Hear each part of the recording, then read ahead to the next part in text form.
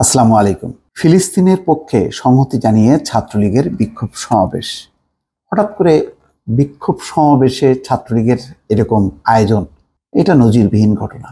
এর পেছনে রাজনীতি আছে, আন্তর্জাতিক রাজনীতি আছে। কি সেটা বলছি। আগে এই ব্যতিক্রমধর্মী আয়োজনের একটু খবরটা আপনাদেরকে শোনাই। সেটা হচ্ছে ফিলিস্তিনের গাজায় ইসরায়েলের চলমান আগ্রাসনের প্রতিবাদ এবং ফিলিস্তিনের পক্ষে সংহতি জানিয়ে বিক্ষোভ করছে বাংলাদেশ ছাত্রলীগ। আজ সোমবার সকাল 11টায় ঢাকা বিশ্ববিদ্যালয়ে ছাত্রলীগের উদ্যোগে মধুর ক্যান্টিনের সামনে থেকে শিক্ষার্থীরা পদযাত্রা শুরু করেন। পদযাত্রাটি ভিসি চত্বর, ফুলার রোড, কেন্দ্রীয় শহীদ মিনার হয়ে দুপুর 1টায় রাজু ভাস্কর্যের পাদদেশে পৌঁছায়। এরপর শিক্ষার্থীরা বাংলাদেশ ও ফিলিস্তিনের পতাকা উত্তোলন করেন। বিক্ষোভকারীরা জানান, স্বাধীন ফিলিস্তিন রাষ্ট্রের স্বীকৃতি ও গাজায় ইসরায়েলের গণহত্যায় সহায়তা না করার দাবিতে সারা বিশ্বে শিক্ষার্থীদের চলমান আন্দোলনের সঙ্গে সংহতি প্রকাশ করে এই বিক্ষোভের আয়োজন করা হয়। তো ভালো দৃশ্য, তো ভালো। সারা যুক্তরাষ্ট্র জুড়ে ছাত্র বিক্ষোভ চলছে এবং সেখানে দাবি করা হচ্ছে যাতে বাইডেন প্রশাসন কোনোভাবেই আর সহায়তা না করে। যুক্তরাষ্ট্রের বাইরে আরও কয়েকটি দেশে, অস্ট্রেলিয়া, কানাডা সহ কয়েকটি দেশে এই আন্দোলন চলছে। তো বাংলাদেশে এই ধরনের আন্দোলন এবং বিশেষ করে ছাত্রলীগ বহুদিন যাবৎ এইরকম ক্ষোভ, বিক্ষোভ, প্রতিবাদ, সংহতি এরকম কখনো করেনি। এখন কেন করলো?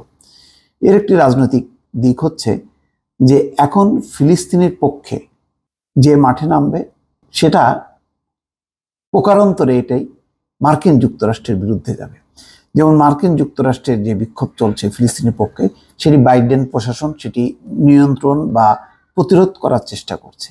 তার মানে বাইডেন প্রশাসন এটি চাচ্ছে না যে এরকম ক্ষোভ বিক্ষোভ সংঘটিত হোক। তো বাংলাদেশে এই ছাত্রলীগ এটা করা মানেই হচ্ছে এটা অবশ্যই ফিলিস্তিনিদের পক্ষে, কিন্তু টার্গেট হলো মার্কিন যুক্তরাষ্ট্রের বর্তমান নীতি। এবং এর একটি বাংলাদেশের একটি রাজনৈতিক প্রেক্ষাপট আছে এর সাথে জড়িয়ে। সেটা হচ্ছে যে মার্কিন যুক্তরাষ্ট্র বিগত নির্বাচনে বাংলাদেশে যেইভাবে ভোট আয়োজন করা হয়েছে তার বিপক্ষে ছিল। তার অবস্থানটা ছিল পরিষ্কার যে তারা চেয়েছিল বাংলাদেশে একটি সুষ্ঠু, অবাধ, নিরপেক্ষ এবং সব দলের অংশগ্রহণে একটি নির্বাচন। কিন্তু সেই নির্বাচন শেষ পর্যন্ত হয়নি এবং সেখানে মার্কিন যুক্তরাষ্ট্র বলেছে নির্বাচন অবাধ ও সুষ্ঠু হয়নি। তারা ধারাবাহিক সম্পর্ক রাখবে, কিন্তু আর সেই সম্পর্কটা হয়তো ঘনিষ্ঠ হবে না, এরকম একটা মনোভাব থাকলেও থাকতে পারে। তবে বলেছে তাদের যে চলমান যে নানান রকম যেই সম্পর্ক আছে সেই সম্পর্ক তারা এগিয়ে নেবে। অর্থাৎ একটা টেকনিক্যাল একটা মানে প্রক্রিয়ার মধ্যে তারা ঢুকে গেল। অন্যদিকে মানবাধিকার প্রশ্নেও মার্কিন যুক্তরাষ্ট্র সোচ্চার এবং তাদের রিপোর্টে বাংলাদেশের বিরোধী নেত্রীকে আটক রাখা, তারপরে নির্বাচনকালে গ্রেপ্তার, নির্যাতন, তারপরে সংবাদ মাধ্যমের স্বাধীনতা হরণ, নানা বিষয়ে যে রিপোর্ট করেছে এটা খুবই ভয়াবহ রিপোর্ট। তাতে বোঝা যাচ্ছে যে আগামী দিনে হয়তো মানবাধিকার প্রশ্নে তারা কোনো পদক্ষেপও হয়তো নিতে পারে। তো এমন অবস্থায় সরকার যেহেতু মার্কিন যুক্তরাষ্ট্রের বিপক্ষেই এক ধরনের ভারত, রাশিয়া, চীনের সমর্থন নিয়ে তারা তাদের মতন করেই নির্বাচন করেছে, কিন্তু যেহেতু চাপটা অব্যাহত আছে, এই চাপটাকে মোকাবেলা করার জন্য একটা রাজনৈতিকভাবে তারা অবস্থানও নিচ্ছে। যেমন দেখবেন সর্বশেষ সংবাদ সম্মেলনেও কিন্তু যে মার্কিন যুক্তরাষ্ট্রের যে পুলিশের যে কিভাবে তারা পিটিয়েছে সেই উদাহরণটাও দিয়েছে। যে প্রধানমন্ত্রী বলেছেন যে তারা চাইলে মার্কিন পুলিশের মতন এখানেও আন্দোলন দমানোর জন্য পদক্ষেপ নিতে পারতেন।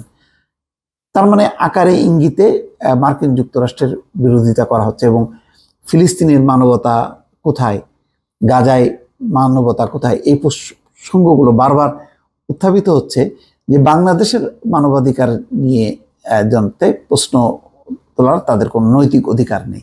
সেই বিষয়টি সামনে আনার জন্যই তারা গাজার মানবাধিকার নিয়ে কথা বলছে এবং যুক্তরাষ্ট্রে যে ছাত্র বিক্ষোভের উপর যে দমন পীড়ন চালানো হচ্ছে সেই মানবাধিকার প্রসঙ্গটা বারবার উচ্চারিত হচ্ছে সরকারি মহলের পক্ষ থেকে, এবং তারই একটা অংশ হিসাবে দেখা যাচ্ছে যে এখন রাজপথে ছাত্রলীগ নেমেছে। ছাত্রলীগ এই ধরনের বিক্ষোভ সাধারণত বাংলাদেশে যে সমস্ত ইসলামী সংগঠন আছে বা দল আছে তারা সাধারণত নামে, এবং তারা ইতিমধ্যে নেমেছেও। হয়তো মামুনুল হক মুক্তি পাবার পরে এই আন্দোলনটা হয়তো আরও জোরালো হতে পারে, যেহেতু মামুনুল হক এই ব্যাপারে সোচ্চার থাকে। কিন্তু এখন প্রশ্ন হলো যে গাজায় যে মুসলমানদের উপর যে নিপীড়ন, সেই নিপীড়নের ঘটনাটা যদি মুসলমানদের উপর নিপীড়নের ঘটনাটা যদি ভারতে হয়, তাহলে কি ছাত্রলীগ এইভাবেই প্রতিবাদ বিক্ষোভ সমাবেশ করবে নাকি করবে না? কেননা যদি আমি কোনো জায়গায় মানবাধিকার লঙ্ঘন, সংখ্যালঘুদের উপর অত্যাচার, মুসলমান সম্প্রদায়ের উপর অত্যাচার যদি দেখি, সেটা গাজাতে হোক অথবা ভারতে হোক অথবা যুক্তরাষ্ট্রে হোক, সব জায়গায় আমি প্রতিবাদ করব। প্রশ্ন হচ্ছে যে ভারতে তো বিরোধীরা, মুসলমানরা নানাভাবে বলছে যে তারা অত্যাচারিত হচ্ছে, তাদের অধিকার লঙ্ঘিত হচ্ছে। যে এই মামুনুল হক কিন্তু এই আন্দোলন করেছিল যে নরেন্দ্র মোদীর আগমনের প্রতিবাদে, এবং তার খেসারত তিনি দিয়েছেন। এখন ভারতে যেভাবে মুসলমান বিরোধী প্রচারণা চলছে, এটার প্রতিবাদ কি ছাত্রলীগ করবে? আমাদের ধারণা করবে না, কিন্তু গাজাতে করবে। কারণ গাজায় যদি প্রতিবাদ করা হয়, সেটি আসলে মার্কিন যুক্তরাষ্ট্র বিরোধী একটি মনোভাব বাংলাদেশে তৈরি হবে, যেটি হয়তো সরকার রাজনৈতিকভাবে কাজে লাগাতে পারে। এই ধরনের নানান রকম রাজনৈতিক হিসাব নিকাশ আছে বলেই আজকে ছাত্রলীগ হয়তো ফিলিস্তিনিদের পক্ষে রাস্তায় নেমেছে। দর্শক ভালো থাকবেন, আল্লাহ হাফেজ।